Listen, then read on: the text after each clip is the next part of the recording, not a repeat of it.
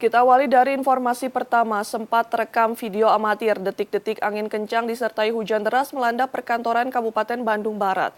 Akibatnya sejumlah taman yang baru dibangun dan ditata seketika luluh lantah. Selain itu banyak pepohonan di kawasan Pemkab pun ikut tumbang.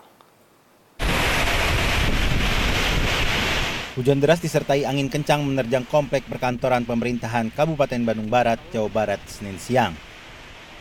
Akibatnya, sejumlah taman di kantor pemerintahan Kabupaten Bandung Barat porak-poranda. Padahal sebagian besar taman-taman itu baru saja dibangun dan dipercantik dengan berbagai aneka bunga serta tanaman.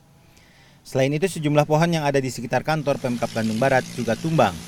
Para petugas penata taman pun sibuk membenahi kerusakan. Hujannya deras banget, hujan es, hujan angin. Tadi berapa pohon yang tumbang, Kang? Yang ini yang parah 7. Yang di jalan 7. Padahal ini udah baru dibangun ya?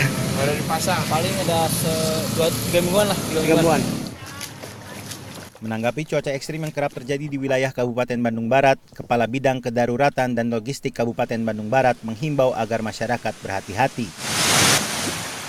BMKG mengeluarkan surat edaran bahwa untuk wilayah Jawa Barat, khususnya Bandung Barat itu prediksi curah hujan cukup tinggi dari mulai bulan Oktober sampai dengan Mei 2018.